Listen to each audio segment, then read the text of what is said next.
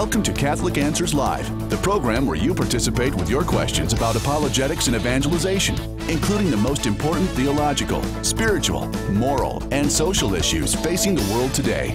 Call now with your question for today's guest. Toll free 1-888-31-TRUTH. That's 888-318-7884. Now, from San Diego, Catholic Answers Live. Hello and welcome to our Super Groovy Thursday broadcast of Catholic Answers Live. And you know why I call it the Super Groovy Thursday broadcast. At some point during this broadcast, Nick's going to play the Super Groovy Thursday music.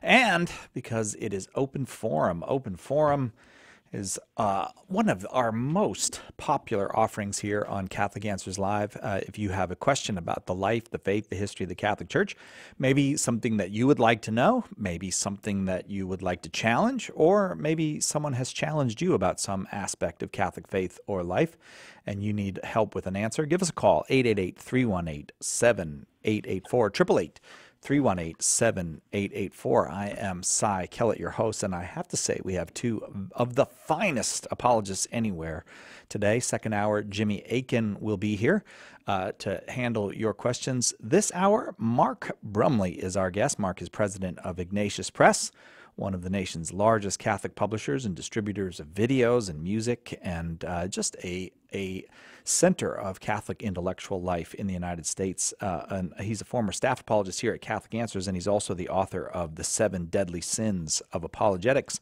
Mark Brumley, thanks so much for being with us on Catholic Answers Live. Hey, I'm happy to be back with you. Sorry we're not Skyping.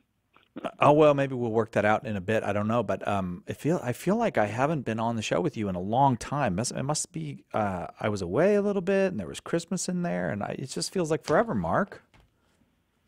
Yeah, it's been a long time. I've missed you. Oh, well, okay. We have the remedy for that today. I'll be my usual annoying self, and you'll be like, I had enough of that for a while. I actually haven't missed you. I see you a lot because, like, you're in my Facebook feed. Oh. And Catholic Answers Live is on my Facebook feed. And when I think of it, I try to make sure everybody else in my Facebook, universe sees it. So you guys do a great job of being present in social media. Yeah, that's Rochelle. She is on top of that. So yeah, thanks for that. I'm glad you find us there. We noticed there's whenever Facebook changes its notification rules or something, this or that will change, and suddenly the numbers will go way down. They don't usually go way up, and then we got to build them back up again. So I don't know. I have no understanding of what kind of magical formulas Facebook is using, but thanks for sharing it when you do, because that makes a big difference for us. Well, I'm happy to do it. Hey, you have tons of great books coming out. We have one of your authors, Father Schmidt, coming in tomorrow. Made for Love. Oh, yeah, Made for Love. Yeah, I'm really looking forward to the book and to getting to talk with him. What's really neat about that book is the book is written by him, and he's such a dynamic speaker and presenter, especially to young people. Yeah, he's got the gift. Talking about someone who has a social media presence, he's one of those people who gets it and knows how to do it. He's on YouTube all the time and gets huge numbers of people.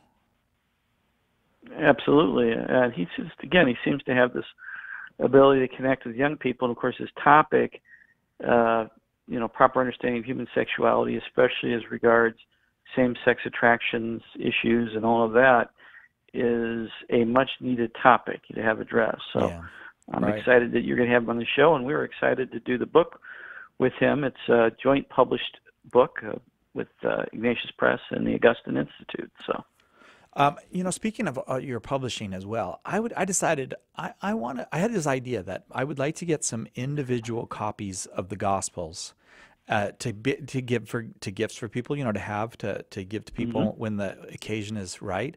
And I'm looking around, who makes individual copies of the Gospels? Like I could buy the Gospel of Mark or John or something. Right. And you guys have individual copies of the Ignatius Study Bible, which is really cool. We certainly do. You can just buy the Gospel and Yeah, because I think the Not Bible, that the gospel's for sale. the whole Bible is kind of intimidating in some ways. Like it's, It can be, yeah. but if you have a study version of, St. John's Gospel, I think, and you see it's not that long. I mean, the Gospels are significant, but they're not really long. And I could read that and I could study that. I think that's a great thing. I think more people should know that you got these individual study Gospels that you can get. Yeah, so we've got them in two formats. We've got the larger like Bible study group formats, and those are I think 8.5 by 11. And then we got these smaller ones, and I don't remember exactly what their size is, but they're much smaller, in fact, and you can get those from Lighthouse Catholic Media because they distribute the smaller versions of those Gospels, and it's just, you're right, they're great. You can buy them, you can give them away, you can use them in study groups and for personal study. And some people have that reaction. In fact, I know that I was talking to a fellow who said that he prefers the little booklets because they don't seem quite as intimidating, and when you're in a Bible study, you got your Bible and you got your little booklet with the annotations, right? And for him, it just made it easier for him. He was also one of these guys that doesn't like writing in his Bible, which I write my Bible all the time, so yeah, I can't relate to that. But in the back of the study, well, if you don't like writing your Bible, you can buy these booklets. You can write in there. It's technically still part of the Bible, but you may not feel as challenged by it. And there's also places for notes in the back. So they're really great tools for personal study and for group study.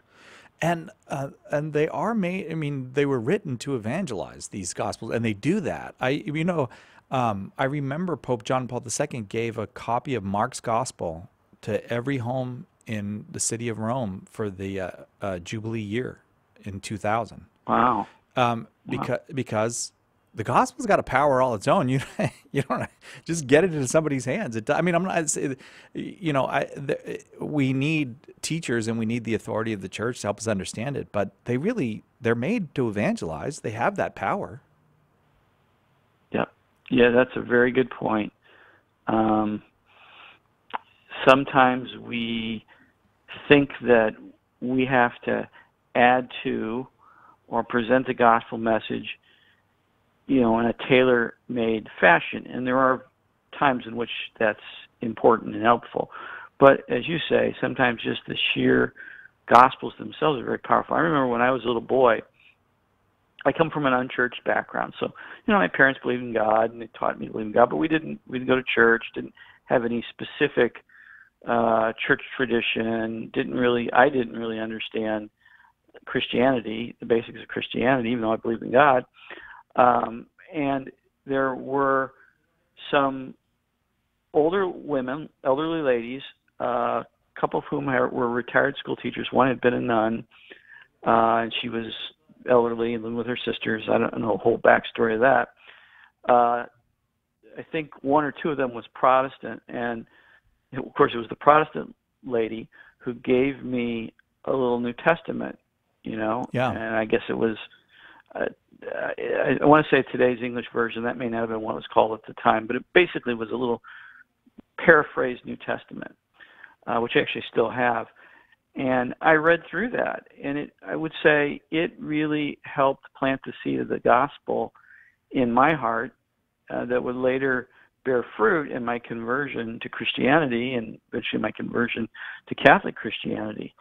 So, yeah, the simple presentation of the gospel, the New Testament, the Gospel of Mark, Gospel of John, or just the whole New Testament can be very powerful as a means of evangelization. I'm all for, giving out tracts and miraculous medals and rosaries and all those kinds of things.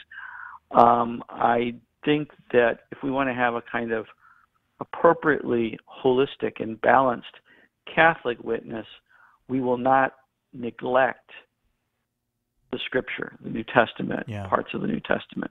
So we'll be giving those things out too, or we should be. Yeah, and the ones you have, they have Scott Hahn does a lot of the commentary in them, And it's so you're getting this wonderful commentary that helps you understand. We also have like I think the Catholic bishops' commentary in there as well. There's a lot of, and then there's Fathers of the Church in there. Well, anyway, I'm really happy you did it, because I think it's wonderful to have these individual copies of the Gospels. That I just think to put the Gospel in someone's hands, there's something really, really wonderful about that. Let's take a quick break. We'll come back with your calls for Mark Brumley on Open Forum here today on Catholic Answers Live. 888-31-TRUTH is the number. 888-318-7884. We'll be right back with that after this on Catholic Answers Live.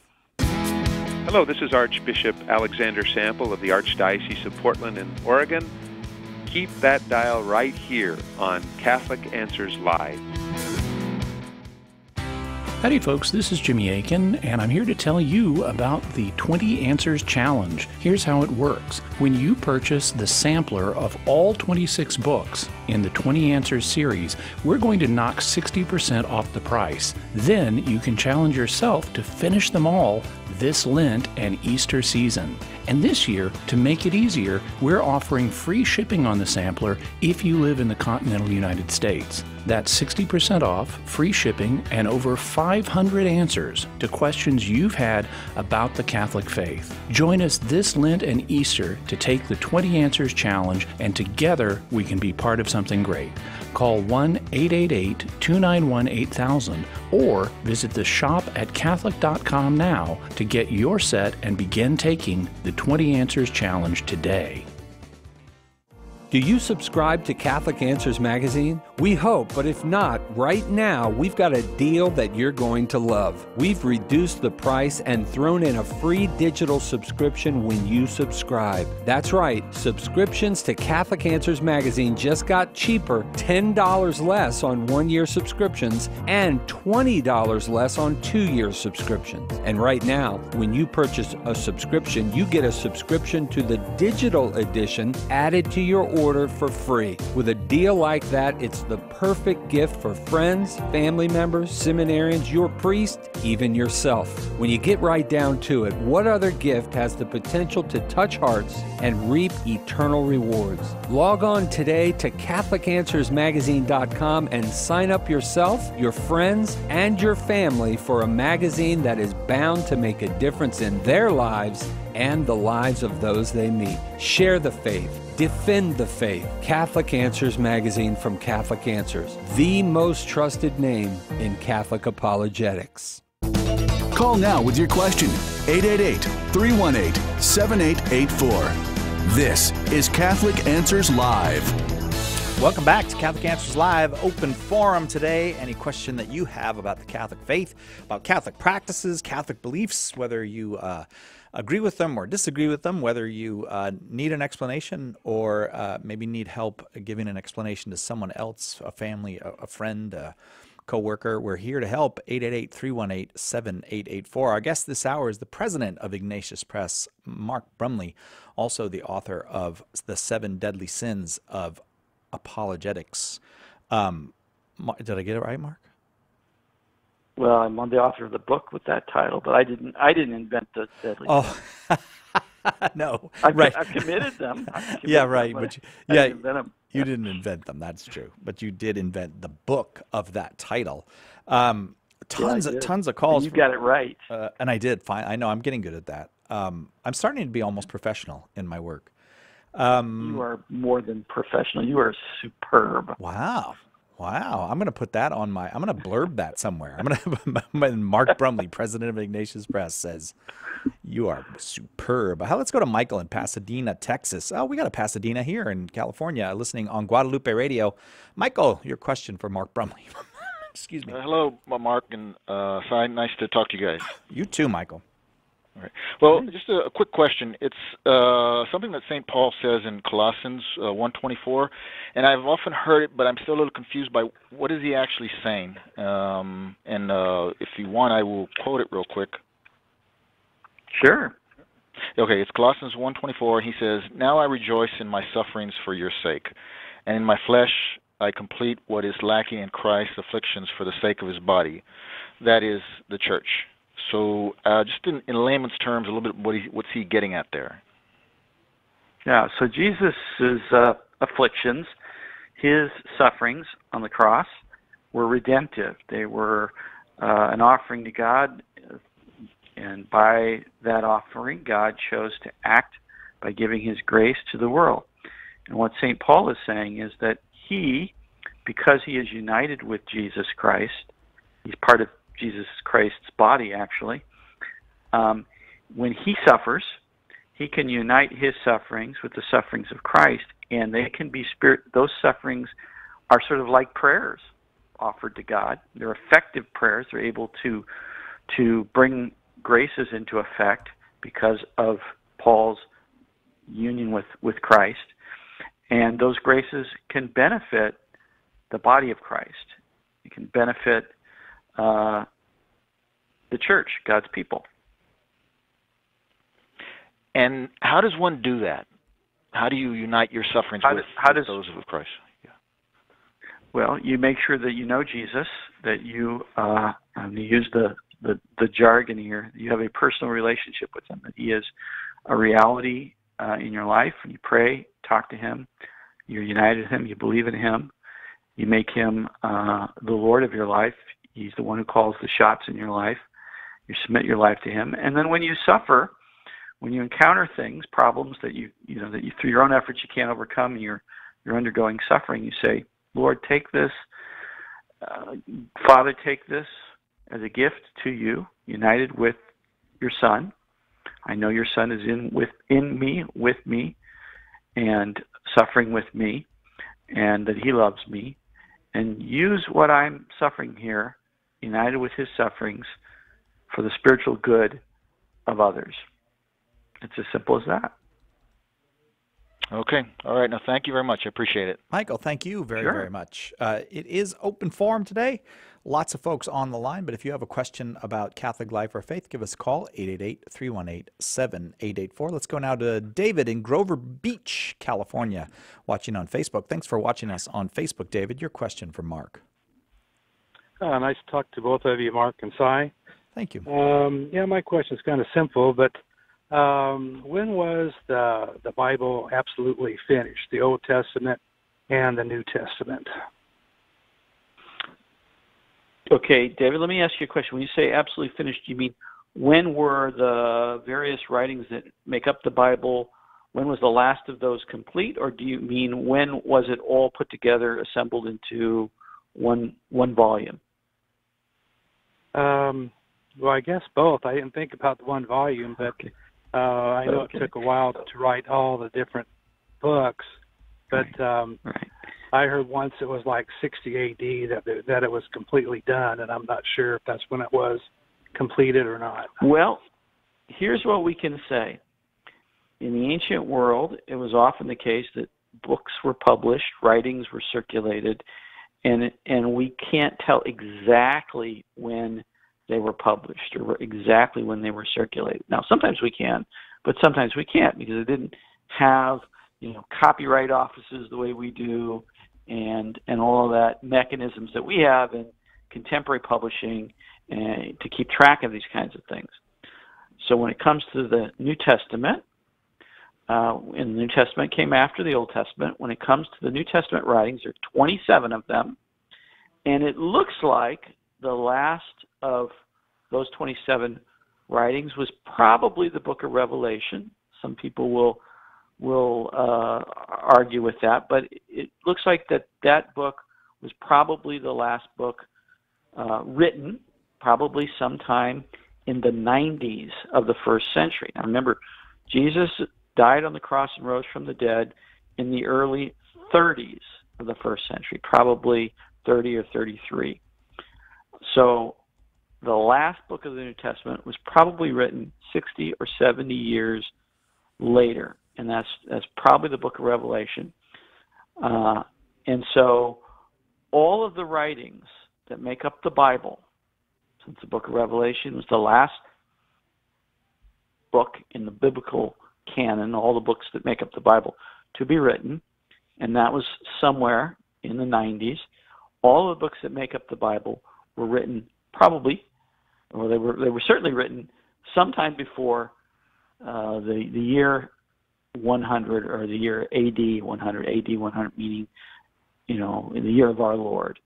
So that's when the biblical books would have been all written. Maybe 10 years after that, 10 years before that, but roughly about that time. Now we say, well, when were they all compiled into a single book? And that didn't happen until probably well into the 3rd century, that is to say, after the year 200. It's possible, we don't know this for a fact, we know that all of the books that make up the New Testament were circulated and in use in the 2nd century, that is the time after the year 100, leading up to the year 200.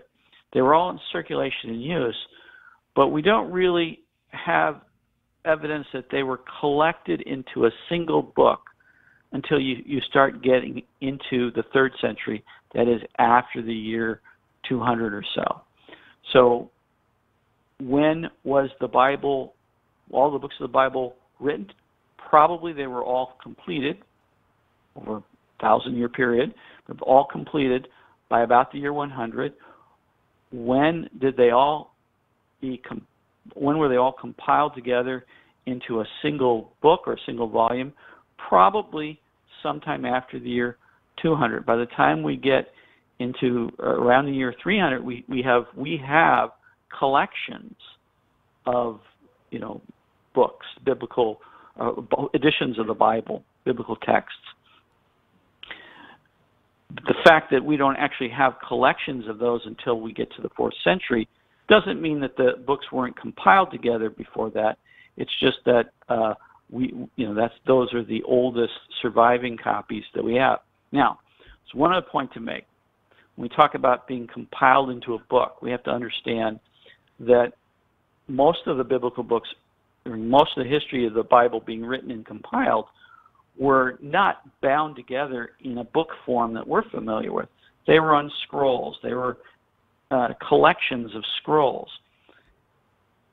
Around the year 200, going into the year 300, the format of the book that we are familiar with, where you have pages brought together in a spine and bound, what we call a codex, became more and more common. And so we have codices of biblical books from that period of time. So that gives you a little bit of a history of the Bible. The writing of the Bible took a couple thousand years, or about 1,000 years actually. It took about 1,000 years. The writings were complete about the year 100, but they began to be collected into a single collection, what we call a canon, around the year 200. So it's a very, very ancient book. Does that help? That answered my question. I was just curious. So basically, what I've heard is the Catholic, it was written by the Catholic, basically. Well, but by Catholic, you mean by the Bible was written by Catholics? Is that what you're asking? Yes, by the Catholic faith. Well, it was written by in the Old Testament. The people that wrote the Old Testament would have been Jews, Israelites, and then we come into the New Testament. We have the followers of Jesus, and those followers of Jesus formed His church. And the Catholic Church is, obviously I'm speaking as a Catholic now, the church that Christ established. Other churches have a relationship with it, but we believe that the Catholic Church is the church that Christ established, and that the New Testament writers were part of that church. So you would have the Gospel writers, Matthew, Mark, Luke, and John. You'd have St. Paul, who wrote half of the New Testament. You have St. Peter. You have James. You have Jude. These are people who contributed to the New Testament. They were all part of the church that Jesus established, which we Catholics believe is the Catholic Church.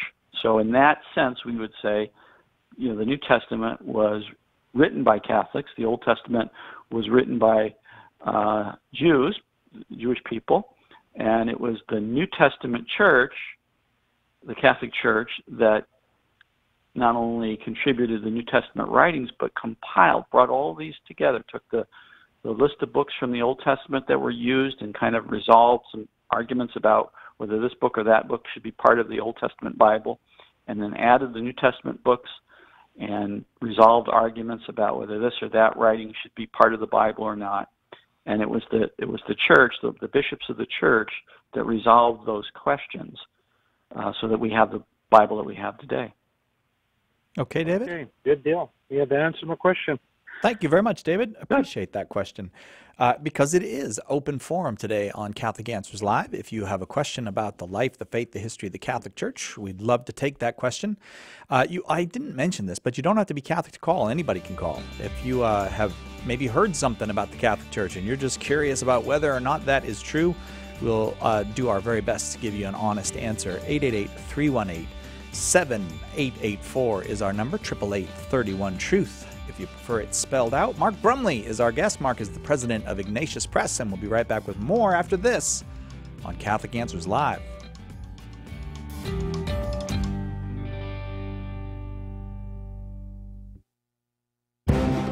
Got questions? Visit us today at Catholic.com. The wisdom of Mother Angelica. The devil will always do his best to tempt you into sin until you get to that place where you love sin. That's what he wants. He wants you down there with him. And not because he loves you, he hates you.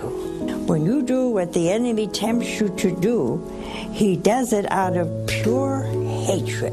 EWTN. Live truth. Live Catholic. Whatever I have learned, writes Catholic Answers founder Karl Keating, I have learned from the masters of the craft. In his new book, Booked for Life, a bibliographic memoir of an accidental apologist, Karl gives future generations a roadmap of what it takes and what it means to become a Catholic apologist. In the way only Karl can, he recounts numerous real-life situations he has encountered in his long career that illustrate the apologetic lessons he's learned. Then, drawing on a lifetime of experience, Karl reveals the books that helped him learn to defend the Catholic faith.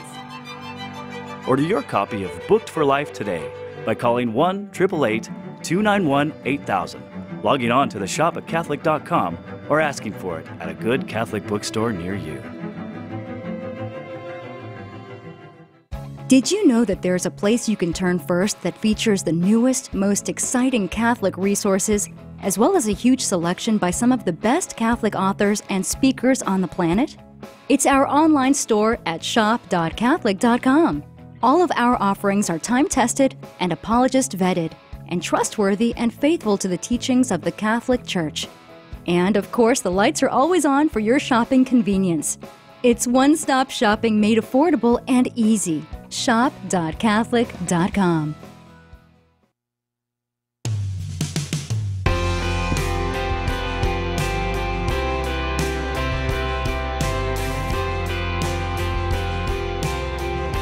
Welcome back to Catholic Answers Live. Open forum today. Mark Brumley, our guest this hour. Next hour, Jimmy Akin will be here.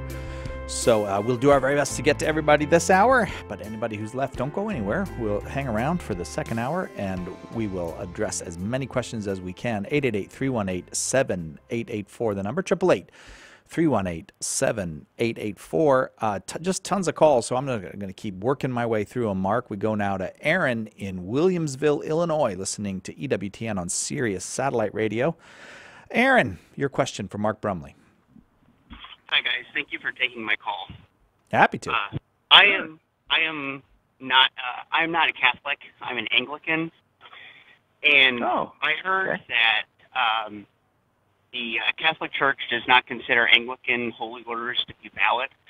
So I heard that in the form of, like, we don't have a valid Eucharist. And I was wondering if you could tell me what the basis for that was.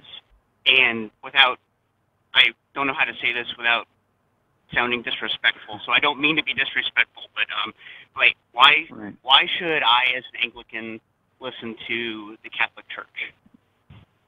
Okay, well, that's a big question, and we'd have to spend a lot of time answering that question, why you should listen to the Catholic Church. But basically, I'm not an expert on the question of Anglican orders, but I do know that the critique or the criticism of Anglican orders is that the understanding, in order for a sacrament, like a sacrament of holy orders, to take place, you have to have someone who have to have a minister who's capable of effecting the sacrament, and the minister has to have the intention to do what the church does. That doesn't mean that minister necessarily has to, have before him a complete understanding of the theology and everything involved, but there has to be basically an intention to do what the church does, and then he has to do what needs to be done in the proper way. So we talk about there being matter and form, the things that we do, the things that we use, and the words that we say. And in the Catholic Church, the Catholic understanding of the sacrament of orders, and that the sacrament of orders, especially as regards the priesthood, whether we're talking about the authority of a bishop or the ministry of a bishop, or what we call the ministerial priest, there has to be an understanding that through the administration of the sacrament, that this man, and has to be a man, is receiving the priesthood of Jesus Christ, and that this is a sacrificial priesthood, and that the bishop who's involved has an authority that comes from the apostles to celebrate and offer the sacrifice of the Mass, and that in the absence of this kind of understanding of the priesthood, there can be a ritual that occurs, there can be a kind of consecration, but that a core element, a fundamental element, is lacking. And so what might appear to be a sacrament might even refer to the minister who the Anglican Church desires to ordain as a priest, or the minister who's doing the ordination might be called the bishop. But if the understanding of priesthood and the understanding of the episcopacy are different at a key level, and the ritual that is used, the sacramental ritual that is used to effect the sacrament is defective from a Catholic perspective, then we don't have the sacrament of holy orders. We have something that looks like it, resembles it, but we don't have it. So now I know this is a sore point between Catholics and Anglicans, and I know that since I think the end of the 19th century, there have been efforts on the part of the Anglican Church that when they engage in ordinations, that these ordinations include people who are recognized as having valid orders by the Catholic Church, like old Catholics and things of that sort. And so there is today some question. In fact, I knew of an Anglican priest who made the claim that his priestly ordination was valid from a Catholic perspective, and he could trace it back and show that he was ordained by someone, in apostolic succession and so on. And he told me that when he was received into the Catholic Church and he was ordained, he was able to be conditionally ordained. Now, I don't know the details of this. I'm just telling you what he told me, that he was conditionally ordained. Basically, that means that he underwent a sacramental ritual that said, in effect, if you're ordained already, this is not ordaining you. If you're not ordained already, this is ordaining you. So that's what I can say about that. Now, that's just a very limited element of your question. Your question was broader about why should you listen to the Catholic Church? Why should you take seriously the Catholic Church's claim? And that, I would say, is an involved conversation, but I would say that if we were to go back to the 16th century, before Henry VIII's break with communion with the Bishop of Rome, with the Pope, we would find that the Church of England was the Catholic Church. So, in one sense, Catholicism, being the received religion of England at the time, doesn't have the burden of proof that Anglicanism has, which is the burden of showing how the changes that Henry VIII and others who came after Henry introduced into the religion of England, how those were justified. So that's how I would start the conversation. And we have to go through and look at various Catholic doctrines and see how those doctrines are rooted in Scripture and in tradition, including the tradition that really is the origin of Anglicanism. Aaron, how does that all strike you? That's sort of an overview of what I would say.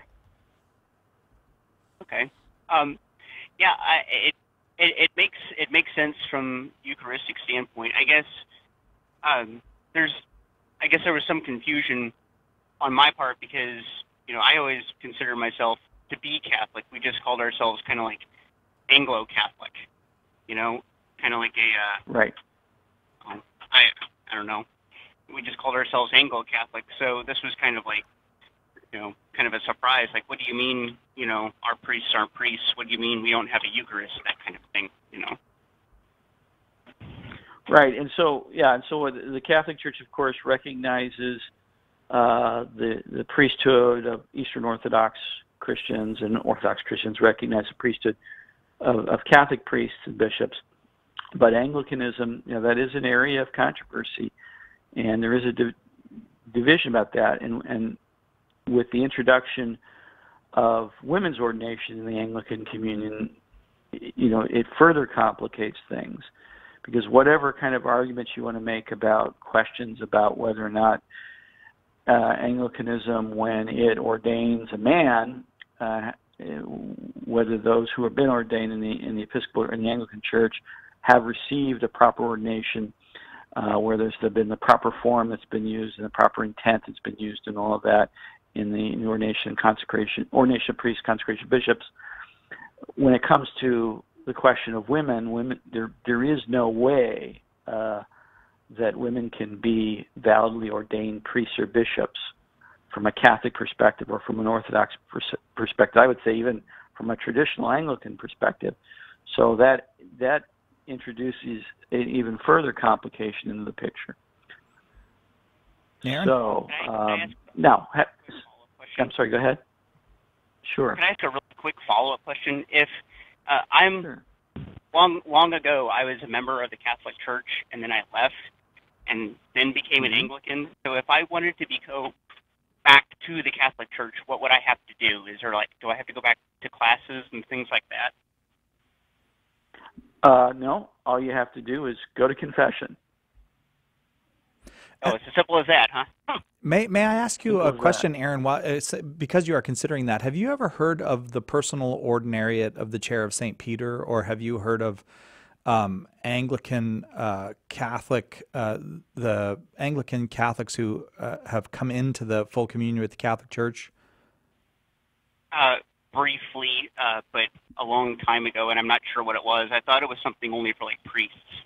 If you look online at ordinariate.net, it's got to be .net, ordinariate.net, you'll find the personal ordinariate of the Chair of St. Peter. It's a mouthful, but I think you might be interested. And if the Anglican form style of worship is something that attracts you, there is that within the Catholic Church through the ordinariate. So why don't you take a look at that. Aaron, I'm very grateful for the call. We have to take a break, and so we will do that, and we'll be right back with more Mark Brumley on Open Forum on Catholic Answers Live right after this. Hang on. Catholic Answers Live will return in a moment.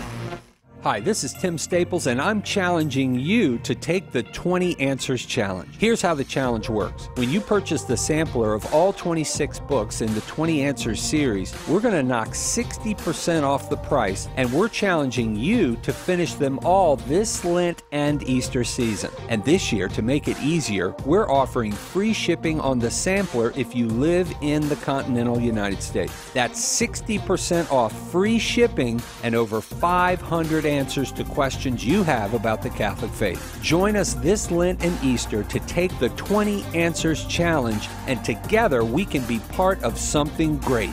Call 1-888-291-8000 or visit the shop at Catholic.com now to get your set and begin taking the 20 Answers Challenge today. Just like the saints of the Counter-Reformation, our own souls are in constant need of reform, of reconversion to God and His will for us. We struggle with sin. We become distracted in prayer. We find it hard to be loving and easy to be selfish. In Reform Yourself, Sean McAfee shows you how these magnificent saints can be guides to your own personal transformation. We all need to reform our souls. Let the saints who reformed the church show you how. Order your copy of Reform Yourself today by calling 1-888-291-8000, visiting the shop at Catholic.com, or asking for it at a good Catholic bookstore near you. Pope Francis reminds us that it does not take a specialized degree in theology to become a great evangelist. We're all called to evangelize. Think about the woman at the well. After she encountered Jesus, she immediately went into the city and invited others to meet him as she had. You and I can go out now and do the same. And St. Paul Street Evangelization can help. Get involved today by contacting us at streetevangelization.com. That's streetevangelization.com. Homeschool Connections, an online provider of courses for your Catholic homeschool, is a sponsor of Catholic Answers Live. Homeschool Connections website is homeschoolconnections.com. Call now with your question, 888-318-7884. This is Catholic Answers Live. Mark Brumley is our guest this hour on Catholic Answers Live. It goes too fast when Mark is on. 888-318-7884 is the number. Open forum means whether you're Catholic or not, you are welcome to call with any question you've got on the Catholic faith. Maybe a moral question, maybe an ethical question. Why do Catholics believe certain things are right or wrong? All that's welcome. Let's go to Marcia in San Antonio, Texas, listening on Guadalupe Radio. Marcia, your question for Mark Brumley. Yes. Hello. Hi. Thank you for taking my call. Happy to. Marcia, we're glad to hear your voice. So my question is, I was having a really good conversation with my good friend and coworker, and Julio, he's Catholic, and so he says to me, Marcia, even though you go to one of those American Idol churches where they get up on stage and they have praise dancers and they dance around and they sing and they have no respect and they don't reverence God, I still believe that you might get into heaven. And so I did. I busted out laughing because, I am a born-again Christian, and my church is non-denomination. We believe the Bible from beginning, from Genesis to Revelation, not a word differently. We believe in the Great Commission for God, go ye therefore, teach all nations. We believe in the triune God. And so I said, Julio, you mean to tell me that you believe that if I am not Catholic, then I'm not going to see you in heaven? I said, we will have this conversation in heaven. We won't have bodies then, but we will still have this conversation. So my question is, if I am not Catholic, does the Catholic faith believe that I am not going to heaven? Well, you can't. Well, you don't want us to contradict Julio, do you? I mean, we can't. We're not going to contradict anything Julio said. Mark? Well, and also, I mean, how could we not let somebody in heaven who goes to an American Idol church? I mean, I know that's quite a thing to say. I hope that you did not feel insulted by that. I'm sure Julio meant well. But so what's the status of a born-again Christian who is not Catholic? Can they go to heaven, Mark? Yes, they can. But Marcia, let me back up. Okay. We believe there's one Jesus. And we'd probably agree that Jesus said, I am the way, the truth, and the life. No one comes to the Father except by me, right? We agree with that. don't we? You and I? Absolutely. Absolutely, Yeah. 100%. It's only one way, Yeah, and it is through Jesus. That's right. And we believe that Jesus established like one church. He didn't establish like this group over here, and then he said, oh, that's that church, but then I'm going to go start a different church here and a different church there. There's one church. That's what the New Testament teaches, that there's one Jesus and one church, right?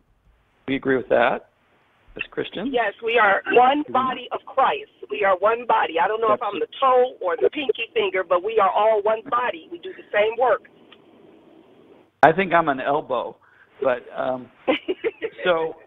so here's the Catholic take on that. One way to heaven, Jesus Christ. One church that Jesus Christ established. So when we enter into communion with God the Father, we do it through Jesus Christ by the power of the Holy Spirit, and that makes us one body in Christ, one church. Okay. Now, we believe that body, that the way that Jesus wants us to believe, what he wants us to believe, how he wants us to worship, who he's given us as leaders, how he wants us to live, that one church that he established is united. Part of the way in which it's one is it's one in faith, one in its worship of God, one in its leadership and spiritual authority and moral life, how we follow as disciples of Jesus. So we believe that is one community, visible community of people with Christ-given teaching, Christ-given, I'm going to use the word sacraments, you might use a different word, Christ-given authorities. And we believe that visible structure, that visible community with concrete teaching, worship, and authority exists in the Catholic Church, that is the Catholic Church. Now, you're going to say, well, wait a minute, what about me? What about my church? What about the Lutheran church down the street? What about the Orthodox church? What about the non-denominational churches down the road, Calvary Chapel, whatever? Don't they believe in Jesus? Don't they have baptisms? Don't they have leaders? And I'm going to say yes, they do. From a Catholic point of view, they have elements of what Christ has given to his church. But I would say, again, I'm speaking as a Catholic, from a Catholic perspective, there are things that are lacking. Now, those people in those churches and those groups, like you, Marcia, you believe you're following Jesus. You believe the Bible. You believe, I presume, that Jesus commanded certain things, and you try to follow him and obey him. And we would have a disagreement about some of those things, but we'd agree about an awful lot. And so, from a Catholic perspective, we would say there's real unity between us as followers of Jesus. On the Catholic side, we're going to say, from our point of view, and you probably say the same thing from your point of view, there's some things that we see lacking that are important that Christ wants everybody who's a follower of Jesus to have. But we're not going to say you're not a follower of Jesus. Now, suppose, you don't have to agree with that, but just suppose that that's right.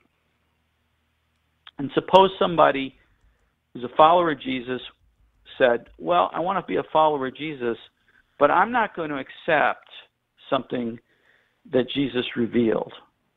Or I'm not going to accept that something that Jesus commanded. Wouldn't you agree that there's a problem with that somebody who claims to be a follower of Jesus, claims to be part of his body, but yet deliberately rejects something that Jesus teaches or something that Jesus commands, that there's a problem with that person as a believer? Absolutely. My pastor says either you believe all of it or you believe none of it. That's right. So the Catholic Church would say somebody who's in that position, who knows that Christ has revealed certain things and Christ has commanded his followers to believe certain things, Christ has commanded his followers to do certain things, but that person deliberately rejects those things. We say that person isn't really united with Jesus, isn't really a follower of Jesus, and therefore isn't really part of his church, isn't really united with his church. And therefore, if he were to die, he doesn't benefit from communion with God through Jesus and the Spirit and doesn't go to heaven. Okay? That's what we would say. Now, there are some Catholics who would look at other Christians and say, well, because the Catholic Church, because as a Catholic we believe the Catholic Church was established by Christ, the fullness of Christian truth resides in the Catholic Church. If you're not a Catholic, that means you know that God has established the Catholic Church, has taught what the Church teaches, has given the authority of the Church to the leaders of the Church, and you've just rejected it. You can see how somebody who thinks that would say, if you're not a Catholic, you're not going to heaven. Does that make sense? Do you see how they would? I'm not saying you should agree with it. I'm just saying you understand how they would say that. Marcia? Yes, I can see how they can draw that conclusion. Yes. Right. So, for me as a Catholic, I'm going to say Christ established the Catholic Church. The full message of the gospel is in the Catholic Church. The full life of worship and sacraments is in the Catholic Church. The full authority, guidance, life together in Christ is in the Catholic Church. And I'm going to invite you, Marcia, to enter into what I would say is the fullness of what Christ has to offer.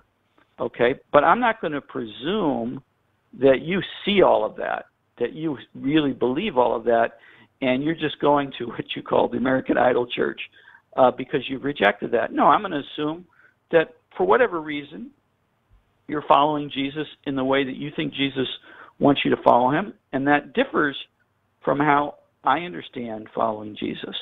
That doesn't mean that I think you're not going to go to heaven. It also doesn't mean that I think it's perfectly fine for you not to be a Catholic. I'm going to try to persuade you that the fullness of what the New Testament teaches is in the Catholic Church. I want you to experience that as I've experienced it. But if you don't, I'm not going to presume that you're going to hell. So you see how I'm kind of in a sticky position there. On the one hand, I want to say, hey, you're a sister in Christ. I believe you're a sister in Christ. And if you die in right relationship with God through Jesus Christ, I'm going to see you in heaven. If I go to heaven, right? I'm going to be with you in heaven. But I also want to say to you, on the other hand, that the fullness of Christianity, I want to challenge you to consider the possibility that there's more, that the fullness of Christianity didn't start in the 16th century or the 18th century or the 20th century when these other churches came into being, but that it has existed throughout history going all the way back to the apostles, and that fullness of Christianity exists in the Catholic Church. So that's what I think your friend should say to you. I understand completely that you may not agree with that, but that's the difference between what your friend said and what the Catholic Church actually teaches about other Christians and going to heaven. What do you think, Marcia? Yes, thank you. I understand. I can see both sides. And I appreciate you saying that, that it may mean one thing, it may not, but you're not going to say that I'm not going to be in heaven if I'm not a Catholic. Thank you. Yeah, I'm going to say something else, which I don't mean to be an insult, okay? But I'm going to say if you wind up in heaven, you are a Catholic. And what I mean by that is I believe, and as the Church teaches, that there are plenty of people who are Catholics without realizing it, that they're in communion with, and I know that sounds presumptuous because you'd say, well, hey, you're a American Idol Church believer without realizing it. But we would say, no, there's real communion. We have a real communion in the Holy Spirit in Jesus Christ. Now, we believe that real communion exists fully in the Catholic Church, but we'd say that you're sort of a Catholic, but you don't know it. I say that, and I don't mean that in any way as an insult. So I hope you don't take it that way. No, not. Marcia, thanks so much for that. It was really a great pleasure to call to get to talk with you on this call. I just want you to know we archive these, so you can go and find it, and you can point it out to Julio, and you could say, Julio, here, just listen to what Mark Brumley had to say about what you said, because we're very honored and pleased that you called, but we need to straighten Julio out. Thank you, Mark Brumley, president of. Thank you, Marcia, first of all, and thank you, Mark, for just another wonderful hour. And great being with you again. Next time we'll try to get on Skype. Okay, yes, we will. We'll do our best. Next hour, Jimmy Akin will be here, so if you're on the line, stay on the line. If you haven't dialed yet, go ahead and dial 888-318-7884. We'll be right back with more Catholic Answers Live right after this.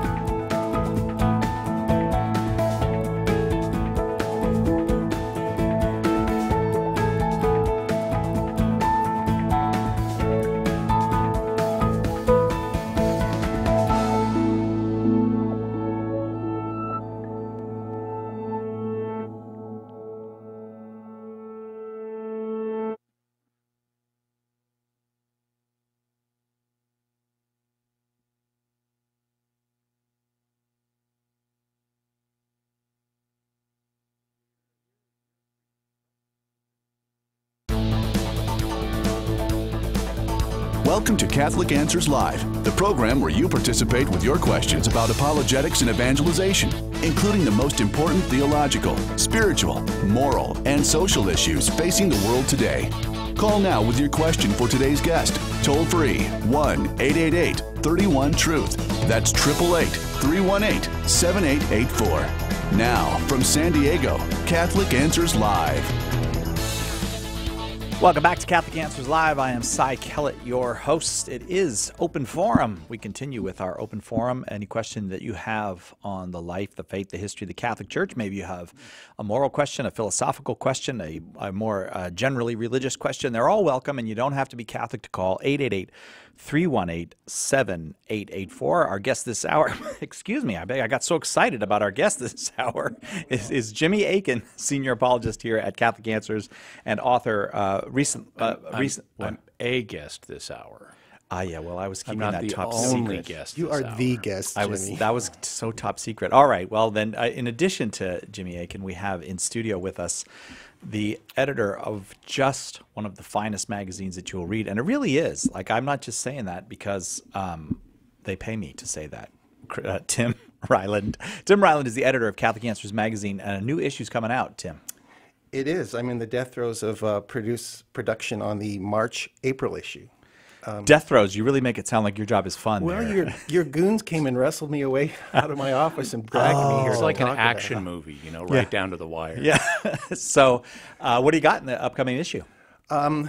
Great stuff, as always, and I'm happy to agree with you that it's a great magazine, and I can say that without any prejudice, because I don't write it, I just edit it. So we have fantastic writers, fantastic theologians, thinkers, philosophers within our pages every month, and the next issue is no exception. We have our own people who always write for us, which is usually the best in the country, I would say, but we've got an article by Trent Horn talking about things that saints never said.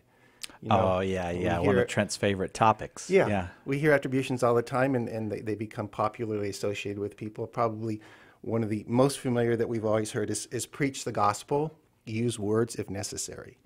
Oh, yeah, St. Francis said that. Of course he didn't. What? Wait, what? Did not, yeah. Oh, man. No, I knew that. You guys know that, but a lot of us don't. Many people don't know that, yeah. So Trent has gone through, and his point, I think, is well taken. If we're going to be quoting the saints and leading people to the truth, we need to be truthful. Even to the point of not making stuff up. Yeah, right. Right. But sometimes there's just an accident. It gets attributed accidentally, and then it kind of snowballs. That's mostly the case. But the thing is, St. Francis was a great preacher. That's just not what he would say. He wouldn't say. Yeah, that's right.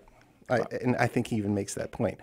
We have a wonderful article. I think Jimmy's mentioned it last week, but Jimmy's written one called Rome and the Church. And oh, yeah, I'm looking forward to this one. It's really a wonderful, literal, linear exposition of how Rome, it's so much part of the Gospels and the New Testament, but we so seldom see it laid out, like what exactly happened, who was ruling and why, and how that impacted the gospel story. I love those history And the article goes back to the first encounters that the Jewish people had with the Romans in the Old Testament. And then it shows how it answers questions like, how did they come to be in charge of Israel during Jesus' lifetime? And if Herod the Great was a Jewish king, why is Pontius Pilate a Roman governor there in the same place just a few decades later? Yeah. And Tim has done a really good job. He's laying out the magazine now. He's done a really good job creating a timeline for the article so you can see, not just read what happened in sequence from the article, but then see it visually laid out. Right. So how it all fits together on a timeline. And so I'm really looking forward to seeing that. Yeah, I'm excited about it. I think it's going to be very helpful to people. What else you got, though? Yeah, I know you got more. With our own folks, another wonderful article by Carlo Broussard, and he's talking about the myth that science does away with God. Oh, yeah, he told us that when he was in earlier this week that was coming out. Yeah, that there's a philosophical... It doesn't do away with God, it turns out. Yeah, I'm glad you ruined it now for us, Jimmy. Thanks. We were going to surprise the reader with that. Folks, but all right. don't even bother buying the issue at this point. You know how it ends. But interesting how the philosophical underpinnings of empirical science rest on philosophy. They can't be proved by science, and he does a very good job of laying that out. So we have a couple more. There's another one, The 5 Myths of Evangelizing. We have a man who's written for us in the past and has written many books. His name's Frederick Marks, a very learned man on the East Coast, and he is a street evangelizer. He's out there every week evangelizing on the street, so he's learned a lot of lessons, and he explodes some of the myths about that you typically hear, like you can't impose your views on other people, and he explains why we need to, of course, in charity, but it's that type of thing where you hear you shouldn't impose yourself on people, or you shouldn't speak to the truth to people if they don't look willing to hear it, but always, of course, with charity in mind. But it's a very nuts and bolts article, so I'm looking forward to people reading that. This whole thing makes me think we should have Tim Ryland on more. It's nice to have you in here. Well, thanks. Tim. Thanks. Well, yeah, I think people realize what an important presence you are here to the whole apostolate of Catholic Answers, as I have discovered in my first year here. Now, is that going to cost me another $20? Yeah, right. That's $20 for that one. Okay. I've got a question now. Normally, I have to answer the questions here, but now I'm going to ask one. So, if I'm a person in the audience and I want to get this issue that Tim has just been talking about with all these great articles in it. Number one, can I do that? Nope, Is there it's still just time? for us. You cannot. And how do I do that? I know you can get Catholic Answers Magazine. Jimmy How do you Akin, get it? Thank you for asking those incisive questions. It should have been the first thing out of my mouth. Go to Catholic.com, as we tell you to do so often, but /magazine, or at the top of the page, there's a magazine selection. And then that'll take you have to go down one more page. On the left-hand side, it'll say subscribe. We are running a special that was so popular at Christmas time. We've extended it. The $39.95 annual subscription rate has been dropped 25%. So you can get the magazine for $29.95 for 6 action-packed issues, which is a great promotion that I think will be running till the summer. But don't put it off, because this is a great issue coming up. And it's about to go to the printers, so there's time limited if you want to get it as your first issue in your subscription. You can also call 888-291-8000. That's the normal order number. You hear it all the time here on Catholic Answers. So you can go to either shop.catholic.com or just call 888-291-8000, and we have folks standing by to take your order right now. Thank you, 2 Timothy. That's why he's the man. You're welcome. Thank you for having me. Why do we call you? Do you want to say why we call you 2 Timothy? Well, Tim Staples is 1 Timothy. I mean, no one's going to. No, I see you worked here before Tim Staples, though. You should be 1 Timothy, and he should be 2 Timothy. But I'm such a humble man, Jimmy. It's wonderful how you talk about your humility, too, and share that.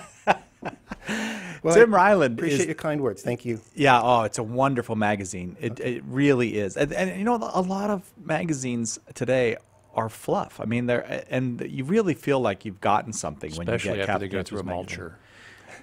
Thank you, Jimmy, for your helpful comments. Speaking of mulchers, I'm going to get back to shredding the magazine. So, all right. Guys. And thank you for asking me back. I'll be here every day. Okay, good. Every single day we'll have a segment with Tim Ryland. Now it's a brand new feature here on Catholic Answers Live. Thanks, Tim Ryland. Okay, thanks. Again, the number 888-318-7884. Open forum means any question that you have on the life, the faith, the history of the Catholic Church is welcome. Jimmy Akin, senior apologist here at Catholic Answers and author of A Daily Defense, 365 Days Plus One to Becoming a Better Apologist, is our guest for this hour, taking your questions. Again, 888-318-7884. We'll take a quick break, and we'll be right back to tackle lots and lots of questions with Jimmy Akin right after this on Catholic Answers Live. Catholic Answers Live with Jimmy Akin is coming right back. Hi, this is Tim Staples, and I'm challenging you to take the 20 Answers Challenge. Here's how the challenge works. When you purchase the sampler of all 26 books in the 20 Answers series, we're going to knock 60% off the price, and we're challenging you to finish them all this Lent and Easter season. And this year, to make it easier, we're offering free shipping on the sampler if you live in the continental United States. That's 60% off free shipping and over 500 answers to questions you have about the Catholic faith. Join us this Lent and Easter to take the 20 Answers Challenge, and together we can be part of something great. Call 1-888-291-8000 or visit the shop at Catholic.com now to get your set and begin taking the 20 Answers Challenge today. Just like the saints of the Counter-Reformation, our own souls are in constant need of reform, of reconversion to God and His will for us. We struggle with sin. We become distracted in prayer. We find it hard to be loving and easy to be selfish. In Reform Yourself, Sean McAfee shows you how these magnificent saints can be guides to your own personal transformation. We all need to reform our souls. Let the saints who reformed the church show you how. Order your copy of Reform Yourself today by calling 1-888-291-8000, visiting the shop at Catholic.com, or asking for it at a good Catholic bookstore near you. St. Paul's street evangelization isn't like other evangelism you might have seen on the streets. We don't yell, and we don't force anyone to pay attention to us.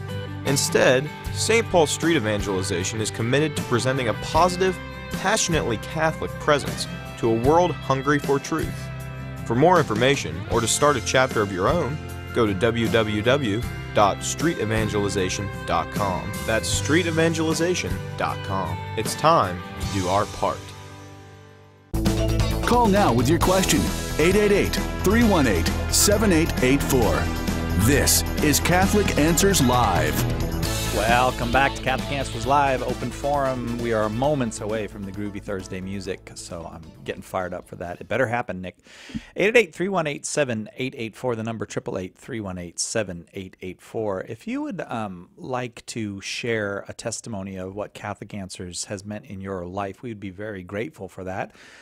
We use those, as you can probably guess, to help share the program with other people and help promote the program to those who may not be familiar with how it affects lives. If you would just like to leave a voicemail, a radio testimony about what the radio show has meant to you, 619-387-7200 is the number, 619-387-7200.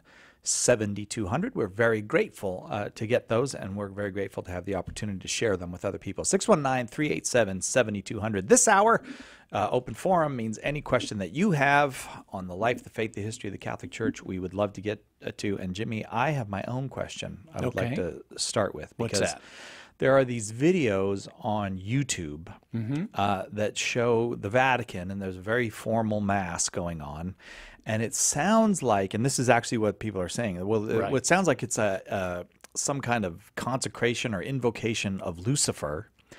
And the claim is that this is Pope Francis and the Vatican worshiping the devil. So have you heard of this, and what's going on? Yeah, so there are a bunch of videos like this on YouTube. And in fact, coincidentally, you and I were watching one together earlier today. And it shocked me. and that particular video, before I address the issue specifically, but that particular video claimed that, at the beatification mass for Popes John the 23rd and John Paul II, or the canonization mass for them, that there was this invocation of Satan. And the thing is, whoever made that video was either lying knowingly or just really wrong, because the front part of that video has footage from the canonization mass, which was held outdoors. Oh yeah, and in the daytime. Yeah, that's right. And then when they shift to show you and you can watch the whole canonization mass on YouTube. Just type in John Paul II canonization mass. It'll come right up. It's like 3 hours long. You can watch the whole thing. It is all outside. But then when they show this alleged Luciferian invocation, it's clearly inside, and it's night because everyone's holding candles. Yeah. And what this really is now, we've got to explain where the word Lucifer comes from, because originally it had nothing to do with the devil. Nothing. It comes from two Latin roots. Lux, which means light, and fere, which means to carry or to bear or to bring. And so Lucifer means light bringer, and it's just the Latin word for the morning star, the planet Venus when it appears in the east. Venus is the brightest planet in the sky, and when it appears in the east, it comes up just before sunrise, and so it heralds the dawn. Yes. And so that's why Latins called it Lucifer, or the light bringer, because it announced the coming of the dawn. You know who else called it that? The Greeks. Only in Greek, they would call it phosphoros.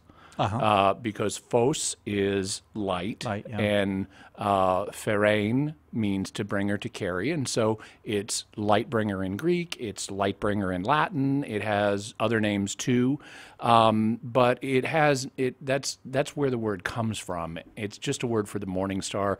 Didn't have anything to do with the devil. But because of how prominent the morning star is, it gets used in the Bible as a symbol religiously, because it's a big, obvious thing. Everyone's familiar with it in the ancient world, especially when they didn't have YouTube videos to distract themselves. They'd go watch the sky at night and early in the dawn and stuff, and so they'd see the morning stars, something everybody knew about, and the Bible uses it as a symbol. In Isaiah 14, it's used as a symbol of the king of Babylon, who had been the literal human king, who had been persecuting the Jewish people. And so in that context, it talks about God gives the Jewish people or the Israelite people a taunt that they can use on the day that the king of Babylon has his downfall. And one of the things that they say in this taunt song, and taunt songs in the ancient world, they're kind of like rap battles. Where you put somebody down in a humorous way. Well, the king of Babylon is a king, and he's very puffed up and prideful, like, kings tend to be, And so he's compared to the morning star, but then even though he's like the morning star, he's fallen from the sky. He's fallen from heaven on the day of his downfall. Yeah. And so that's part of the taunt song. In the Christian age, that then got picked up by some people and interpreted as a symbol of Satan. And that's where you get the Lucifer connection, because the king of Babylon's being compared to Lucifer, the morning star. Right. But originally, it's just the king of Babylon. Yeah. Now, you might think, oh, well, if the morning star is used to symbolize this prideful pagan king, and if Christians have used it as a symbol beyond that for the devil, then maybe we shouldn't use this as a symbol in the liturgy or anything. Well, except for the fact it's also used in the New Testament as a positive symbol. Yeah. And so in Peter's letters, he talks about how it's used as a symbol of enlightenment, where he talks about how we should meditate, say, on the Word of God until the morning star rises in our hearts. And then in the book of Revelation, Jesus promises to give the morning star, this is in chapter 2, 28, he promises to give the morning star to the one who overcomes, and he only gives good things to the ones who overcome in Revelation. So we know it's a good thing. Well, guess what it is? It gets revealed later on in chapter 22 of Revelation. If you look at 22:16, the morning star is Jesus Christ himself. Yeah. He says, I am the bright and morning star. Yeah. So this is an I am saying of Jesus in Revelation. And so that's the sense in which this term is being used in a liturgical prayer called the Exsultet. It's a prayer that's said at Easter time, when the Easter candle has been lit, symbolizing the light of Christ coming into the world. And at that point in the liturgy, the deacon says a prayer which basically asks that the candle still be found burning by the morning star, the one true morning star that never sets, your Son, Jesus Christ. Yeah. And so it's really clear what's happening here is this is just using the symbol from the book of Revelation of Jesus as the morning star in this prayer. It's not, incidentally, just said by Catholics. Anglicans, Lutherans, Methodists, other Christians have this prayer too. They don't typically say it in Latin, but they have it and they invoke Jesus under the symbol of the morning star. And that's all that's happening here. There's no devil worship going on.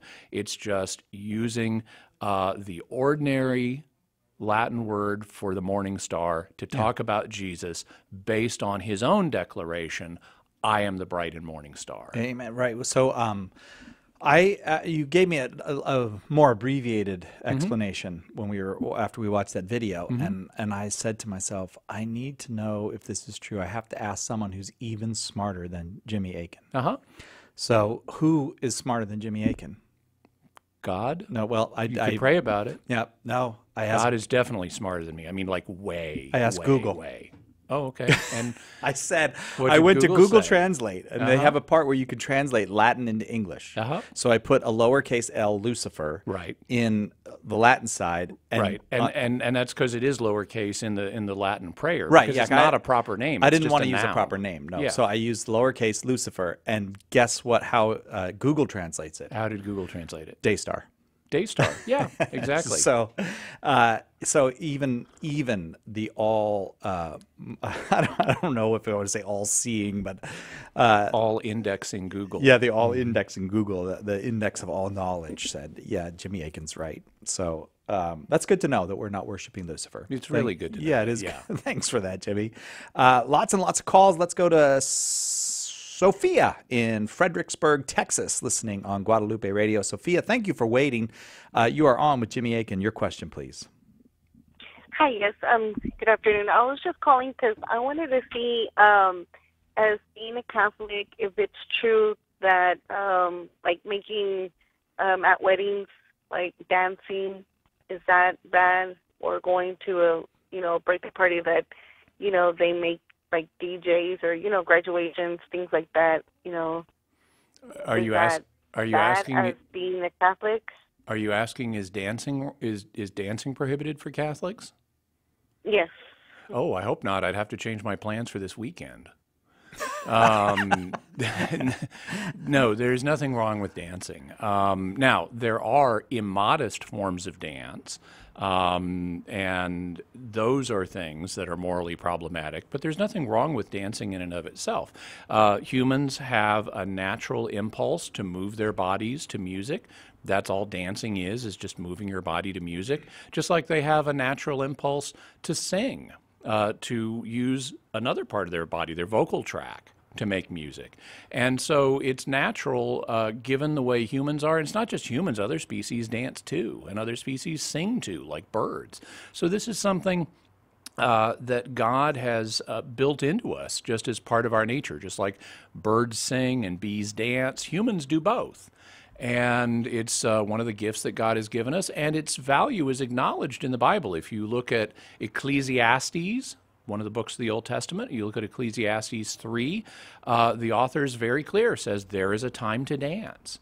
And so just like other things that are part of human life, rejoicing, dancing, working, resting, weeping, all of these things are part of the human experience, and there's a place for them, and that's true of dancing as well. So as long as you're doing it in a chaste and modest fashion, as long as it's wholesome, family-friendly dancing, then it's absolutely fine, just like any other form of wholesome, family-friendly entertainment.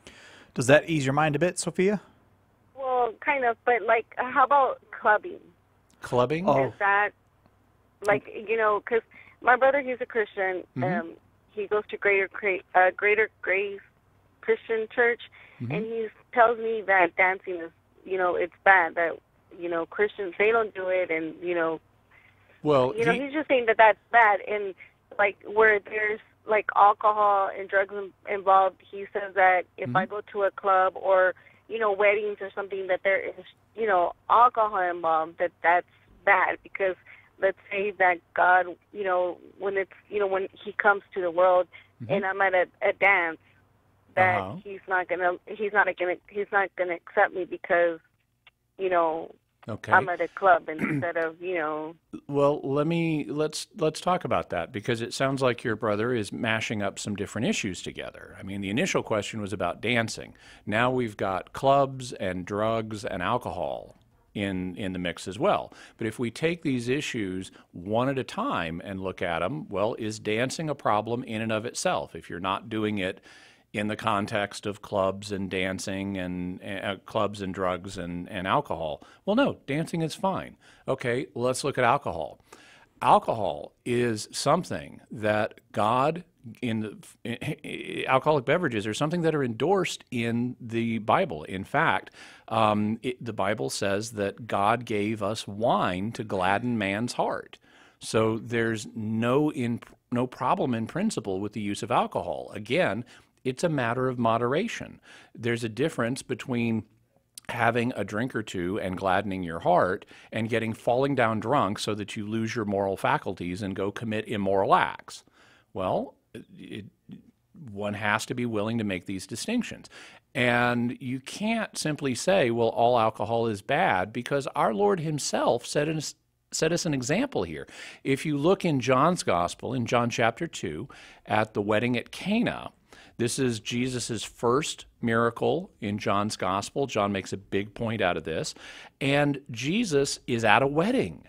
And now, of course, Jewish weddings, like a lot of weddings, had dancing at them, and they also had alcohol at them. And in fact, the people at this wedding have consumed all of the wine. And Jesus' mother, Mary, comes to him and says they don't have any wine anymore.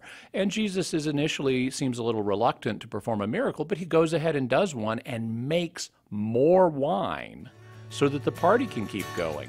And we know it's alcoholic wine for a reason I'll talk about on the other side of the break. Can you hang on till after the break, Sophia? Yes. All right. No dancing in the meantime. We'll be right back with more Open Forum with Jimmy Akin on Catholic Answers Live right after this.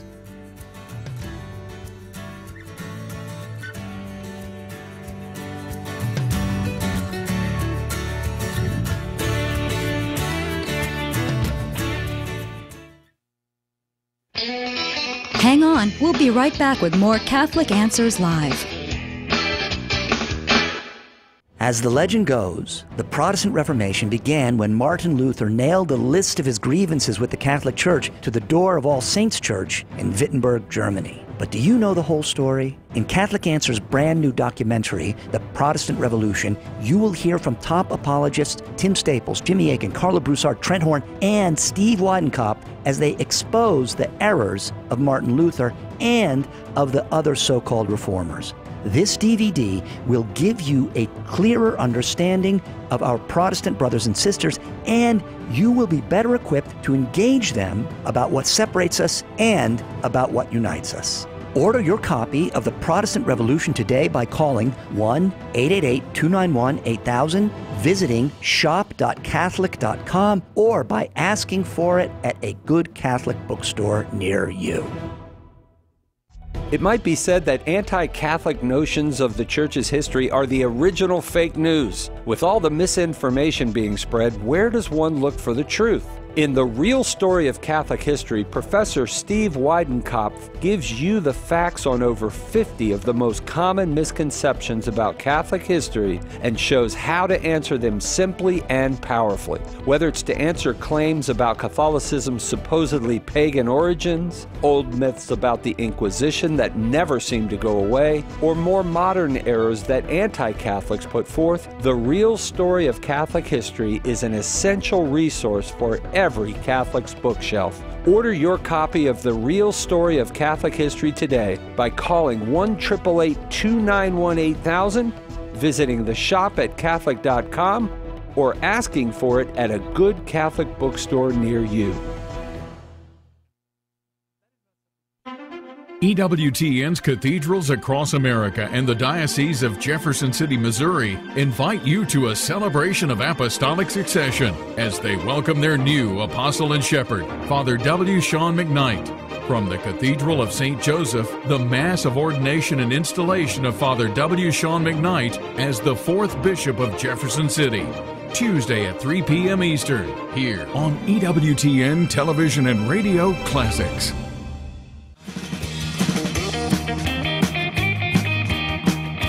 Let it play, Nick. Don't cut it short. I'm dancing now. Do not tell Sophia. How can you not dance when the groovy Thursday music is playing? Welcome back to Catholic Answers Live. I am Cy Kellett, your host. Jimmy Akin is our guest this hour. Jimmy is senior apologist here at Catholic Answers and the author of A Daily Defense, 365 Days Plus One to Becoming a Better Apologist. When we went to the break, you were talking with Sophia about dancing, and then that got into some talk of wine. And how do we know that it was really alcoholic wine? Because in John chapter 2, at the wedding at Cana, where Jesus performs a miracle to create more wine out of water, the servants bring the major domo of the event a taste of it. and he declares it to be excellent wine. And he says that normally what happens is the people will bring out the good wine first, and then after people have lost their taste, they'll bring out the cheap stuff. Oh. But he compliments these people here for, he thinks, saving the good wine until later. Well, that tells us that what he means by good wine includes alcohol, because if you just drink grape juice, you can drink grape juice all day and you don't lose your sense of taste. Yeah. So it has to be alcoholic wine that he's envisioning as the good wine, and he identifies the wine that Jesus made as good wine. So Jesus himself, in his first miracle in the Gospel of John, makes wine of an alcoholic nature at a wedding so people can keep drinking. So there is a legitimate use for wine. Now, again, there are warnings in Scripture against abusing wine. Right. But if you're not abusing wine, if you're either at a party and you're not drinking or you're only drinking in moderation, you're fine. God does not have a problem with that. So that was issue number 2. Issue number 3 was drugs. Yeah. Okay. Well, there are legitimate uses for drugs, including ones that have effects like morphine and so forth. It can be legitimately used as a painkiller. Right. But if you're getting high on it and ruining your life, well, then that's a problem. But then again, are you the one who's doing it? I mean, I don't actually tend to. I haven't seen a lot of people on morphine, in fact, dancing. They tend to get sleepy. Yeah, I think morphine is an anti-dancing drug. Yeah, but it's a separate issue than dancing, and you have to say, well, am I the one doing this, or is someone else doing it? If it's someone else doing it, then you are not doing it. You are not displeasing God. Then we had the final issue of clubbing. Well, that can mean a bunch of different things. Fundamentally, clubbing is going out and being with other people and having a party. Well, there's nothing wrong with that. There's nothing wrong with going out and being with other people and having a party. The question is, what are you doing at that party? If you're just dancing, well, that's fine. If you're drinking in moderation, that's fine. If you're having fun, with other people, you're not hurting anyone, that's fine. But if you're dancing in an improper way and you're looking to go have a sexual encounter with someone and you're drinking to excess and you're abusing drugs, well, then that kind of clubbing is bad and God's not going to be happy with that. But if you're not doing those things, then you're not doing those things. What if you're listening to some of this funky new music like the Bee Gees and stuff like that? Is that all right? Music is sound waves, and it's going to depend on what the sound waves are, why you're listening to them, and what they're tempting you to do, if anything. All right. If all you're doing is being tempted to dance and have fun, fine. If you're being tempted to abuse drugs or go have sex with someone you're not married to, then that's a problem. All right. Sophia, thanks for hanging around. Now, how does all that strike you, Sophia? Well, that's good. It explains it because my brother explained it differently because he brought up that scripture that, y'all just said about John chapter 2, that he was at a wedding, and he said that he was not that yes, he was at a wedding and that Mary went and told him that there was no wine, and he said, "Women, it's not my time yet." Yeah, but then he goes ahead and makes the wine anyway, and it's alcoholic. Right, and he says that he went that he wasn't attended at the dance, like he wasn't precipitating. He was just there in the kitchen, which I kind of told him, explain to me, how do you know he was in the kitchen? Yeah, that doesn't say that he was in the kitchen. I mean, neither. It says that he was there hanging out in the wedding. He was there because, obviously they called him to come and do the wine. And, like I said... Your brother, I'm afraid, is reading into the situation. There's a saying in some quarters, what you can't show, you don't know. What we do know is that Jesus made alcoholic wine at this event and that he had no problem attending an ordinary festive Jewish wedding. If you want to show that he refused to bless certain aspects of that event, then the burden of proof is on you, and you're going to need some evidence to show that, and your brother doesn't have that because this passage doesn't go into those subjects. Okay, Sophia? Yes, thank you so much for answering the question. Y'all kind of, gave me a good ease there and another way to explain to him so he could see what I'm trying to, trying to show him, But awesome. thank you very much. Thank you so much. Thanks, Sophia. But stay away from the Bee Gees. That is some crazy stuff. They have some early music that's actually really innocent. Night I mean, they have a song about going for a drive on Sunday. Yeah, I know. I'm actually really a fan of the Bee Gees. I like the Bee Gees a lot. Did you ever have Cucumber Castle? No. It was one of their first albums. Really? They made a lot of albums. They did. Yeah. They're some of my favorite Australians. And I really like Australians. I just want to let you know that today, February 1st, kicking off the 20 Answers Challenge, the 20 Answers Sampler, this stack of all these books is 26 books in the 20 Answers series, and we're offering it, I think, for the rest of the month for 60% off the normal price. We're also offering free shipping of the sampler. So you just pay 40% of the cost of it, and we send it out to you. We're challenging you to read all 26 books by the end of Eastertide. That's May 20, by the end of the Easter season, if you took part in the challenge. Last year, we have 6 new books in the series. So I don't know what that information is supposed to do for you, except to say maybe you want to challenge yourself to read those 6. 60% savings, free shipping. You just go to shop.catholic.com, shop.catholic.com to get yours and start on the 20 Answers Challenge. Today, we go now to Leo in New York, New York, listening to EWTN on Sirius Satellite Radio. Leo, thank you for your call. You are on with Jimmy Akin. Your question, please. Yes, thank you for taking my call. Can you hear me? We can, yes, you're on the air. What's your question? Yes, my question, and by the way, God bless you for your ministry. I really like it a lot. Thank you. You know the answer. I am not Catholic. I am Eastern Orthodox, Greek Orthodox Christian. And my question initially was the Eastern Catholic Church that is under the Pope. That's part of the Catholic Church, the Roman Catholic Church as well. That was my initial question. I'm not going to take up too much of your time because you probably have a lot more phone calls. But I was listening the last hour because I was waiting on the phone, and a lot of people that called up, they weren't Catholic. They were like so-called born-again Christian Protestants and Anglicans. They were saying how they were giving different, and the answer, the gentleman before, I forgot his name, he was Leo, just so you're aware, we're getting kind of close to a break time. What's your question? I want to make sure I can give you a good answer. He put the Eastern Orthodox Church in the same category as the other one, and this is all in love, I'm saying in charity, like St. Paul says. We learned that we were all part of the same church, and then in the year 1000-something, we split. Isn't that correct? We are not really like the Protestants and the Anglicans. We were there, so-called, when the Catholics were there, too. Am I correct, or...? Well, so the way we'd look at this as Catholics is originally there was one church that Jesus founded, and at a certain point in its history, and this is often dated to the year 1054, but that's really just a convenient kind of marker. It really didn't happen in 1054.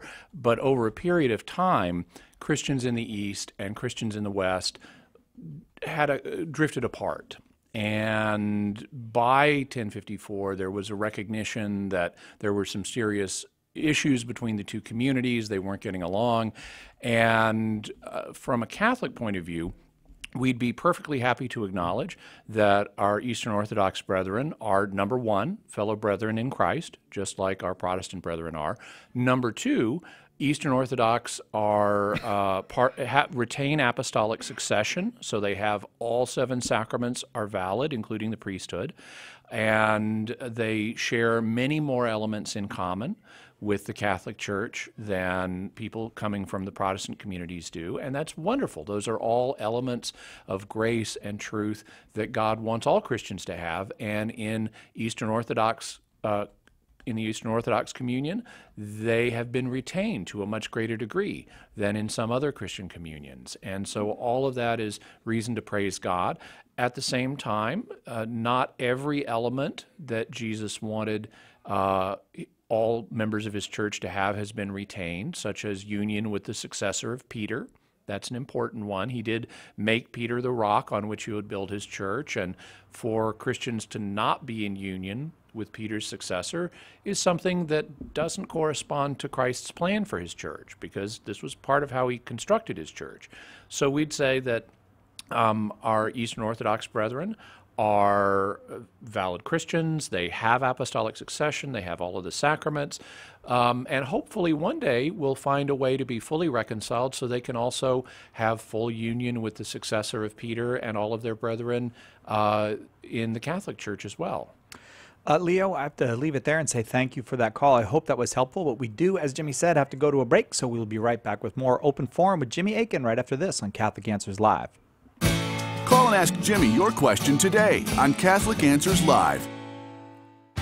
Howdy folks, this is Jimmy Akin, and I'm here to tell you about the 20 Answers Challenge. Here's how it works. When you purchase the sampler of all 26 books in the 20 Answers series, we're going to knock 60% off the price. Then you can challenge yourself to finish them all this Lent and Easter season. And this year, to make it easier, we're offering free shipping on the sampler if you live in the continental United States. That's 60% off, free shipping, and over 500 answers to questions you've had about the Catholic faith. Join us this Lent and Easter to take the 20 Answers Challenge, and together we can be part of something great. Call 1-888-291-8000 or visit the shop at Catholic.com now to get your set and begin taking the 20 Answers Challenge today.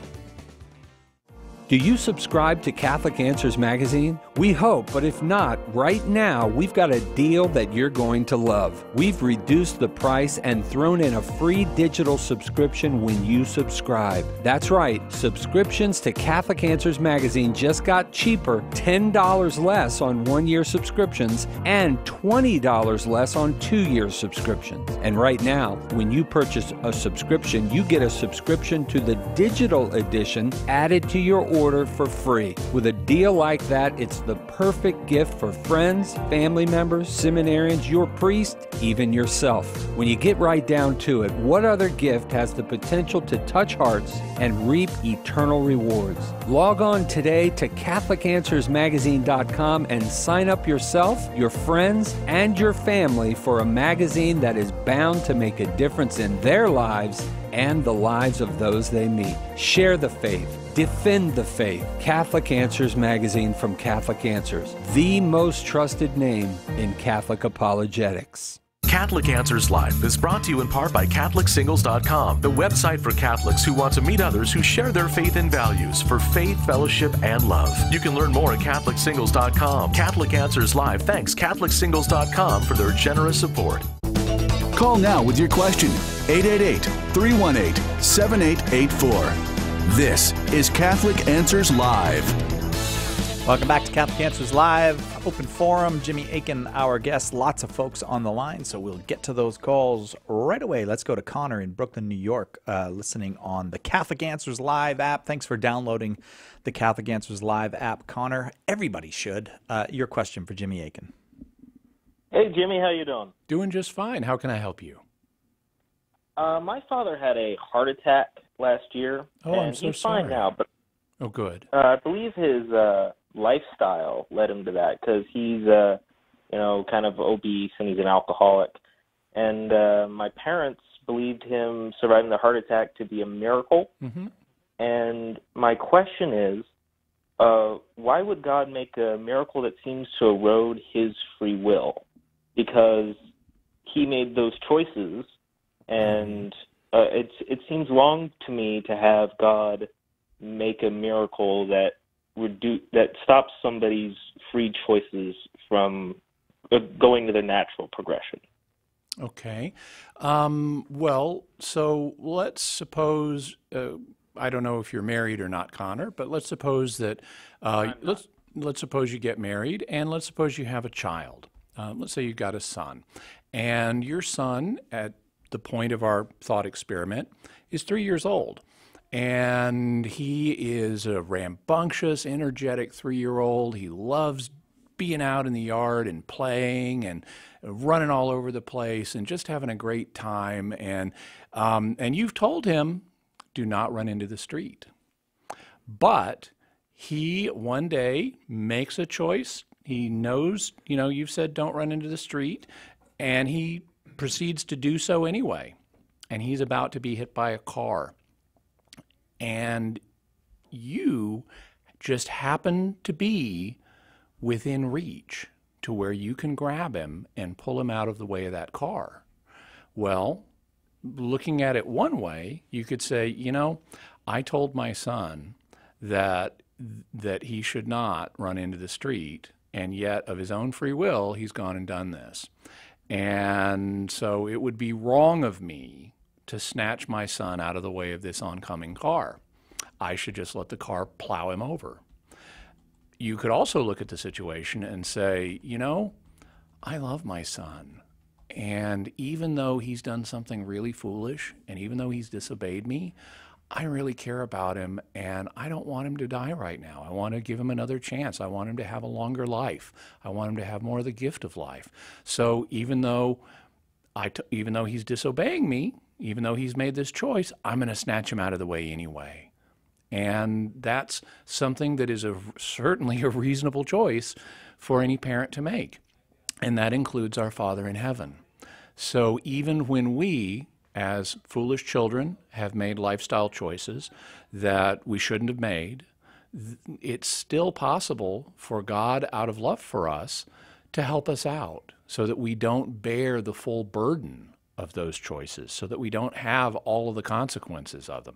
Now, in some occasions, God does allow us to bear consequences from our choices, but out of his mercy, he also lessens those consequences so that we don't have to.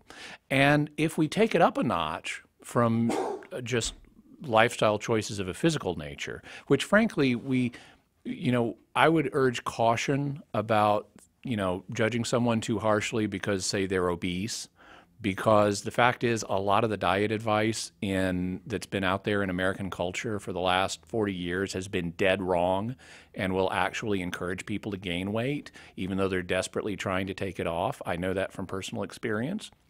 Also, I'd be hesitant to judge people too harshly when it comes to alcohol use, because even though, yes, alcohol abuse is something that people need to avoid and need to get over, it's something that does have a kind of self-perpetuating cycle that can be hard for people to break out of. And so once you're in that cycle, it can be difficult for people to get out of it. And so I'd urge a little caution in how severely we regard people who are struggling with issues like that.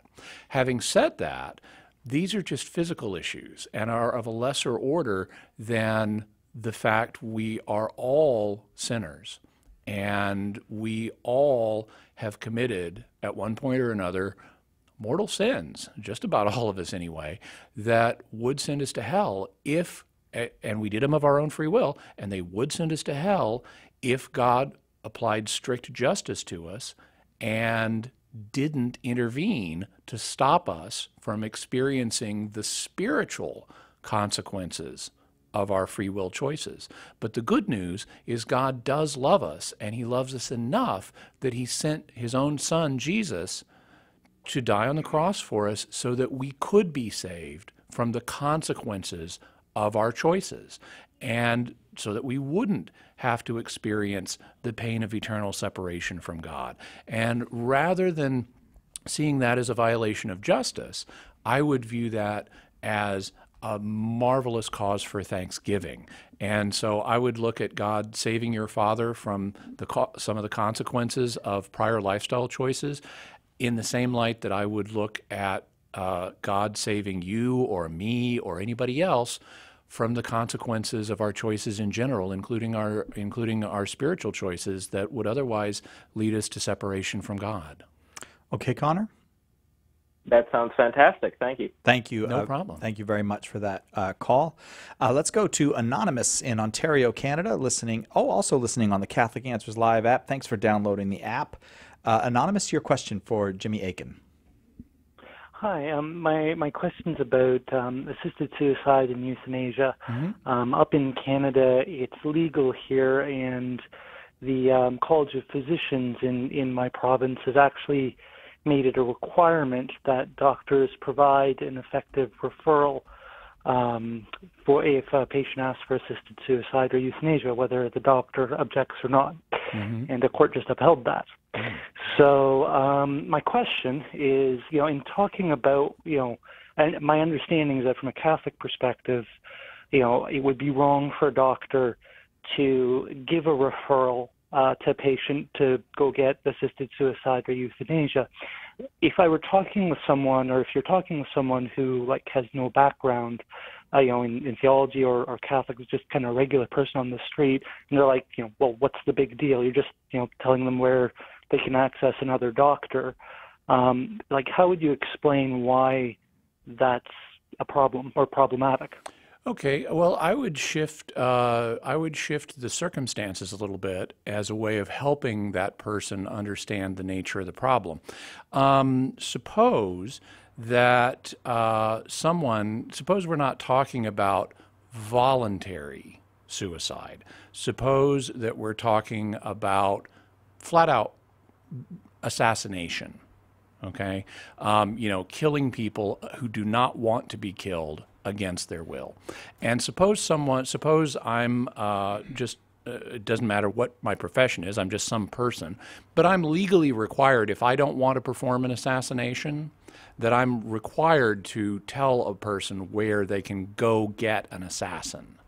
Well, I think most of us would agree that if someone comes up to me and says, hey, Jimmy Akin, I want my wife and children killed. Can you do that for me? That I should say, no, I can't.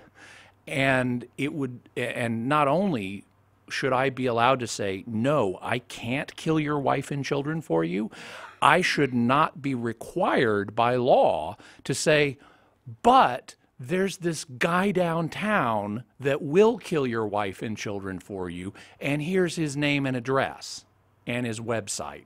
Go to it. Because what I'm being required to do in that situation is, number one, cooperate with a morally evil act, namely killing this guy's wife and children. And secondly, I'm being required to violate my own conscience. And if you have a conscience at all, then you should recognize that there are situations, and they may vary from person to person depending on the way your own individual conscience is formed, but there are situations where you feel strongly enough about an issue that you say, this is just wrong, and I should not be required to violate my conscience on this. And anybody who has a conscience, anybody who's not a psychopath, will be able to think of such situations. And so I would invite the person to think, what do you care about strongly enough that you would say, the law should not require me to do this. And if the person has a conscience, they'll be able to think about it if they're willing to devote more than a couple seconds to it, because such examples should readily spring to mind. What do you think, Anonymous? No, thanks. That sounds great. And can I actually ask you guys and anybody who's listening to also pray for the doctors who are kind of stuck in this bind here, because I really feel for them. Absolutely. And I was also going to recommend, now this is here in the United States, but there's an organization called the National Catholic Bioethics Center. Their website is ncbcenter.org, I believe. Yes, .org, right. And they're bioethics experts, and they could potentially provide some resources for physicians in Canada to document what the Holy See has said in terms of conscience protections and things like that. And so I would suggest them as a resource for some follow-up. Thanks, Anonymous. We do, in fact, appreciate the call. The contemporary kind of move towards compelling people to do things against their conscience is really totalitarian. Yeah, and it is frightening. It strikes me that it meets up with what Pope Benedict was talking about before he was a pope. Before he was pope, when he talked about the dictatorship of relativism. Mm-hmm. This idea that, well, there is no real good or bad, so you need to participate in these things. We have to be very vigilant that we're not participating in things that are. And there's more to say on these questions. Like if there's no right and wrong, if it's all relative, then why do you care whether I refer or not? Yeah. If there is moral right and wrong, then you should respect my understanding of right and wrong, just like you want me to understand and respect yours. Yeah. Yeah, and I think that's why we have now a standing committee on religious freedom at the U.S. Catholic bishops, and it's become it's an issue of our times. Jimmy Akin, thank you very much for another fine hour. My pleasure. I just wish we could do this a little more. Oh, we should do some more. Why don't we do Catholic Answers more right now for everyone who's watching us on Facebook, YouTube, and Periscope? All right, if you're watching us online, we're going to hang around. We'll keep the microphones on, we'll keep the cameras on, and we'll keep talking. Join us tomorrow, another fantastic edition. Father Mike Schmitz will be here tomorrow to talk about his brand new book, Made for Love. We'll see you then, God willing, on Catholic Answers Live.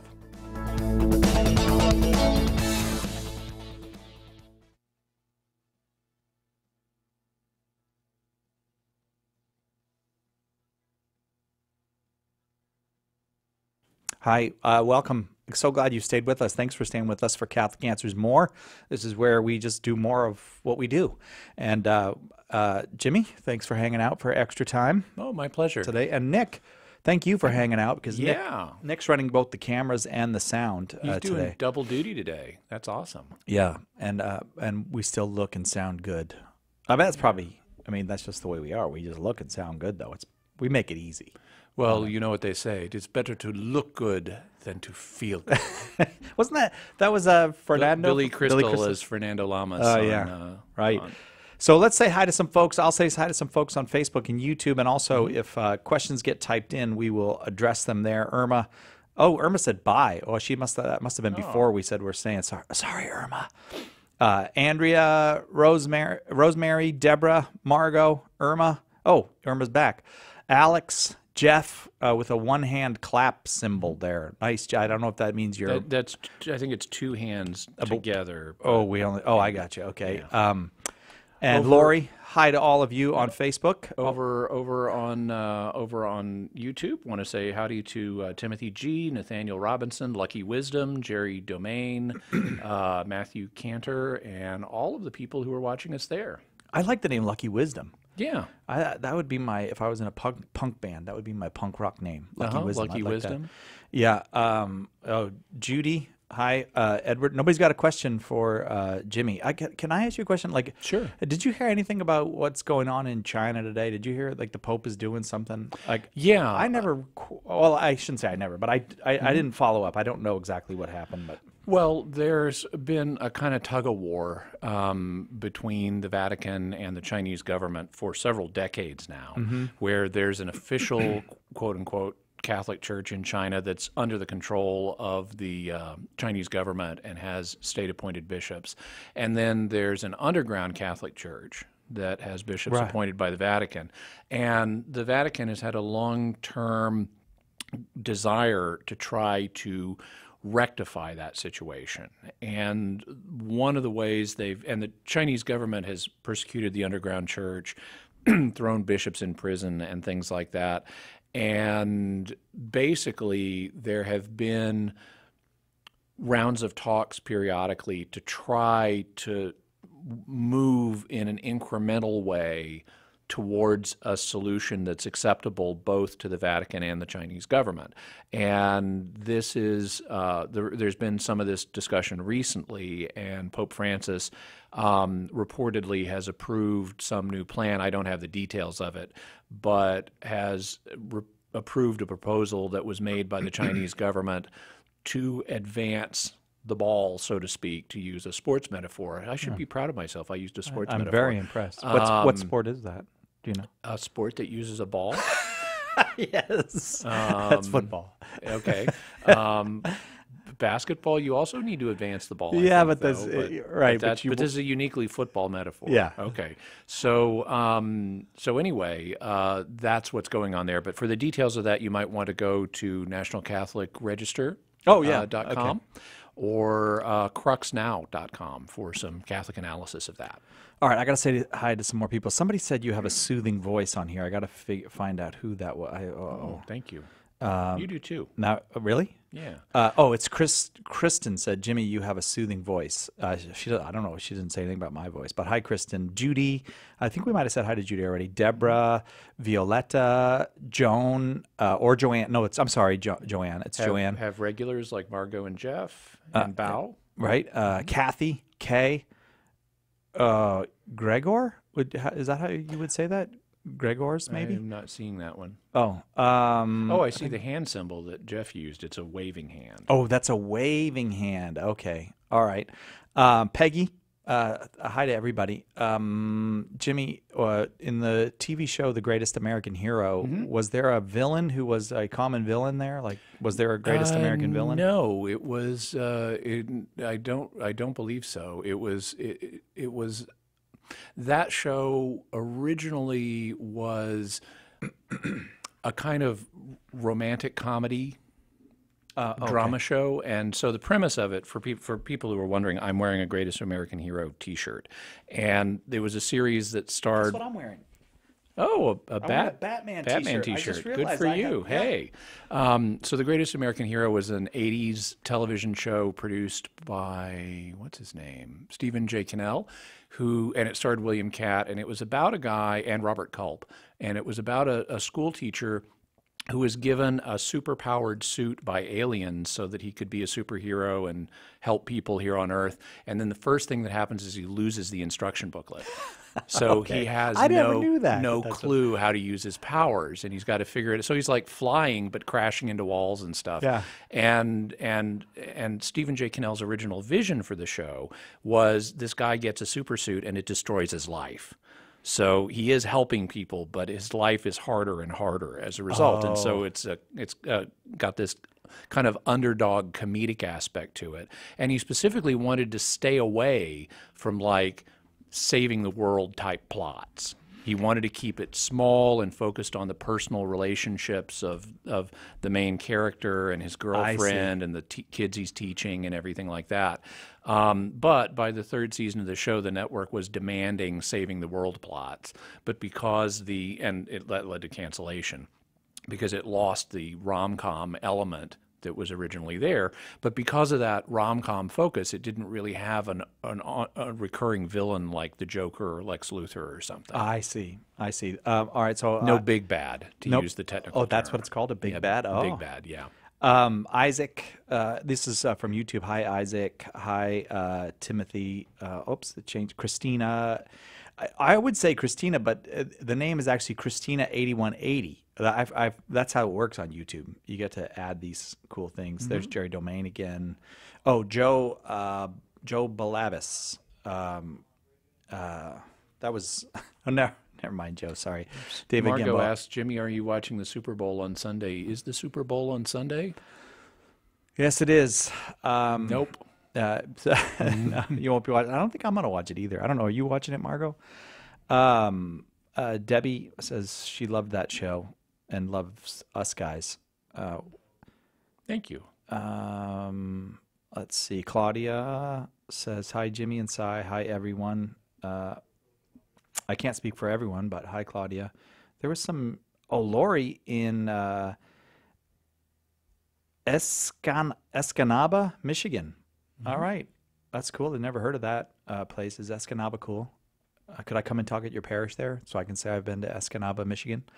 By the way, I was just in the hour before this, I happened to, while I was working at my desk, I put on the audio and I saw a little snatch of the chat field on Facebook, and I saw you said you love rice. Yes. And I don't know the context, but there was no context. I just wanted to assure everybody that's actually true. I've seen him eat rice. Yeah, I do. So, it's really true. He does love rice. Yeah. As a matter of fact, you saw me eat rice this week with my chicken teriyaki. That's right. Or maybe teriyaki and chicken. You saw me eat rice as well with my beef fried rice. Yeah, that's right. And yeah, we both like rice. I mean, you can admit it, Jimmy. You like rice. I love well. rice. It's just I got to tell about my fortune though. The fortune that I got. Oh, that's right. I got the best fortune. My fortune said, you can analyze and solve any problem. Yep. So I immediately showed it to Jimmy and asked him for a problem, and he had... I said I wanted immortality, freedom from sin, and what should I do Thursday night? Right. Yeah. And I said, let's take the last first. And then I didn't. I never helped you. But okay. I gave it to my wife. She's got it next to her bed to assure her that I can analyze and solve any problem. Right. But as I pointed out earlier today, it doesn't say you can analyze and solve every problem. Right. So there may be a limit. It may be you only get to solve one. It can be any problem, in which case my suggestion would be first problem you should solve is how to solve every problem. Yes, right. Yeah. That's like the genie thing of I wish for a million infinite wishes. Yeah, right. Apparently Escanaba is in the UP of Michigan. You know what the UP is? The Upper Peninsula. Yeah. I know people who live in the UP. Really? And people who live in the UK. Isn't Sault Ste. Marie up there? Because I've been there. Sault Ste. Okay, now you got to tell me, Kay. Is Sault Ste. Marie up there? You know people who live in the UK? You got friends in the UK? We have callers every now and then from the UK. Yeah, I'd like to visit the UK at some point, but haven't yet. Michael says they eat rice every day in Puerto Rico. I know, arroz con pollo. That's like the good stuff. And I have been to Puerto Rico. Oh, you have? Yeah. Where'd you go? The big city? San Juan? Yeah. Yes, I remember taking a bus tour of San Juan. I want to go back. Sorry. I've never been to San Juan, but I want to go back to San Juan. I wanted to go to Arecibo. Do you know what I'm talking? Oh, to see the big telescope, big James Bond. Also, telescope. I knew people from Arecibo once. I'd love to see if they're still there and meet them again. Oh yeah. Do you know what I was referring to when I said I want to go back to San Juan? I know a boat you can get. Okay, I didn't know if you were with me or not. Reference to West Side Story, everybody. Yeah. I'm not seeing any more questions. Have you read or Oh, there's a paraphrase of the New Testament called the Remedy. Oh, have you heard of that? I'm not familiar with that one. No. I am familiar with some obscure ones. There have been a lot published in recent years, a lot of recent translations and paraphrases. There's really been an explosion of them in just the last decade or two, and I haven't been able to keep up with them all. The most eccentric, there's a couple of really eccentric paraphrases of the Gospels. One of them is a 60s version called "God is for real, man." And it's you are not serious. Yeah, I'm totally serious. God is for real, man. Yeah, is that? But even that is in a way not as unusual as the Cotton Patch Gospels. Have you ever heard of them? Oh, I'm sorry. So the Cotton Patch Gospels are, and the guy who did them says they're a translation, but they're not. They're a paraphrase. It's a retelling of the gospel story set in Georgia in the early 20th century. So instead of Jerusalem, Jesus goes down to Atlanta.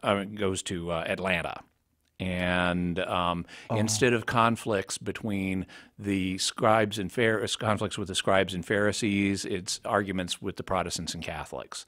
And Jesus has parables like no one puts new inner tubes in bald tires because otherwise the tires will pop and the inner tubes will be ruined. That clears up the old wineskins thing for me. I never quite got it, but now somehow that. Well, you know the real reason for that one, right? Because it will burst the wineskin. Because the wine is, if it's new wine, it's still fermenting and it's going to release gases. And if it's old wineskins, they've already been stretched.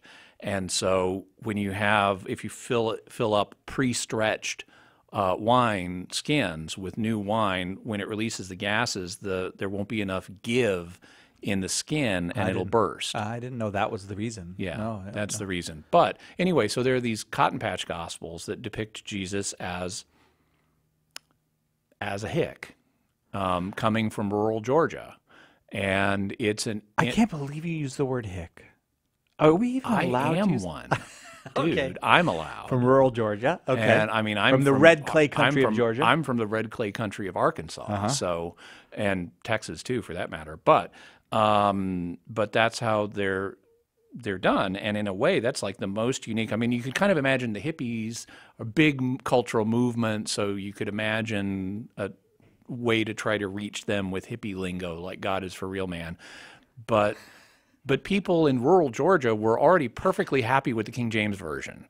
You know, right. You didn't, they were okay. They didn't need the Cotton Patch Gospels to do that. Yeah, you're solving a problem that didn't exist there. Yeah.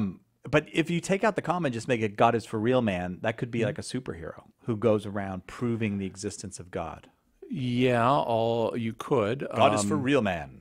Yeah. I'm also just trying to parse it as a theological statement. Oh. God is for real man.